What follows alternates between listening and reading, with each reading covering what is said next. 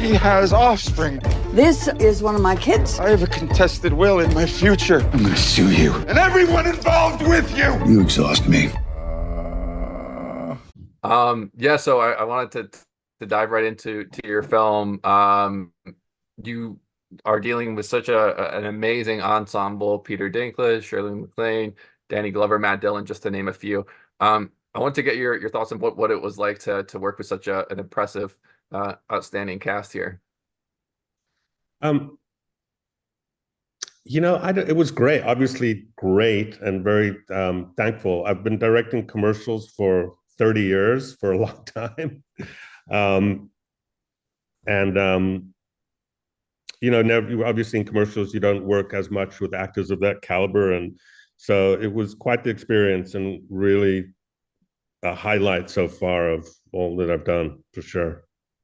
Yeah, no, I bet the names are incredible. If I'm correct in saying this, American Dreamer was your feature film directorial debut. So I wanted to get a sense of what do you think you learned from making this movie, and what do you wish you had done differently or had known beforehand? Okay, that's a good question and a long one to answer. So much. I had a lot of advice. So Ted Melfi, who was the writer, is also a director. So obviously I had a lot of advice from Ted going into it. Probably the biggest planning and prep, really spending the time when you're prepping to get everything in order, know exactly what you're going to do, so that by the time, on indie films, when you go shoot, you don't have the luxury of time and experimenting and playing and trying things in different ways. You're moving at a pace. So the better prepped and planned you are, the more you can kind of accomplish that, I think, on the set. And you're almost done by the time you get to the shoot. You're kind of done with the movie. You're now just executing. So you really have to plan well. Preparation is everything. It really is.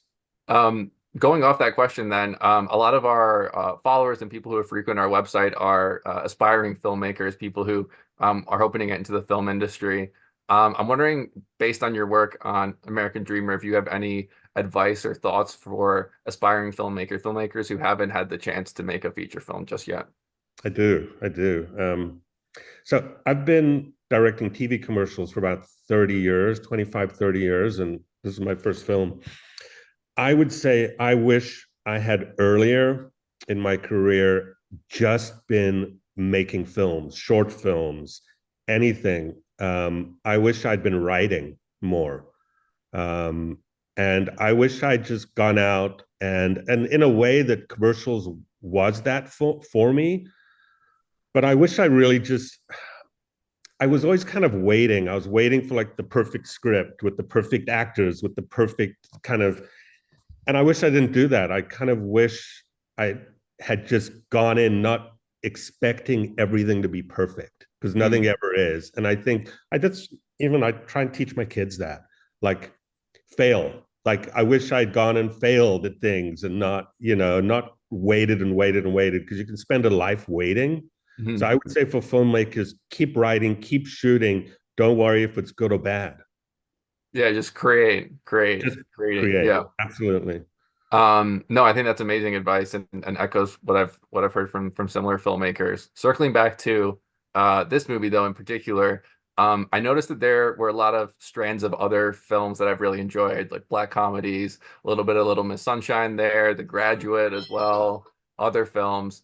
I'm curious, as you were crafting this film and basing it off the script, obviously, what films did you draw upon in making American Dreamer? I'm just turning my phone off here because it. Oh no, you're good. You're good. Focus. Hopefully that'll do it. It is a mixed. It's kind of a mixed bag of tone, and which I love. I love slaps, like old Charlie Chaplin, and I love slapstick, and I love comedy, and I love drama, and I think this is kind of all in here. And I'm kind of a big Hal Ashby fan too, and going back to movies like Being There and Harold and Maude, and movies of that time period that were a little slower in pace. And it's not for everyone. People, I think today people want movies that move, and it's a lot of action and not a lot of dialogue. And we kind of looked at this. It feels like a little bit more like a throwback film where it's dialogue driven and is paced a little slower. Mm. And I like that. And we kind of brought Ted wrote it. I mean, he wrote it like that, where he had kind of those different tones kind of coming together. And I think that's what Ted does so well in his writing.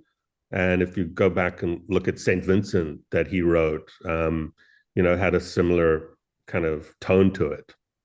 Yeah, that's a great movie, St. Vincent. And yeah, I got similar vibes from this. I know we touched a little bit on working with the cast. I did want to hone in a little bit on Peter Dinklage. There's so many idiosyncrasies he has in his performance, whether it be that scene where he's talking to Matt Dillon and he just lies down on the floor and he's all distressed, and all these other interesting nuances that feel distinctly like him. I'm wondering, in those moments, how much are you directing, in this case, Peter, and how much is he bringing that to his own performance? Pete brings a lot. He's like, just that moment in general, he came up with that in the moment. Especially with Peter, Shirley MacLaine, with these actors tried to stay out of the way. And it's part of kind of also, certainly to start with, let people who are really good and they really plan, let them do their thing. Don't step in the way and try and kind of like shape things. Let them do it. And I mean, it's just my take on directing, and come in when you need to come in.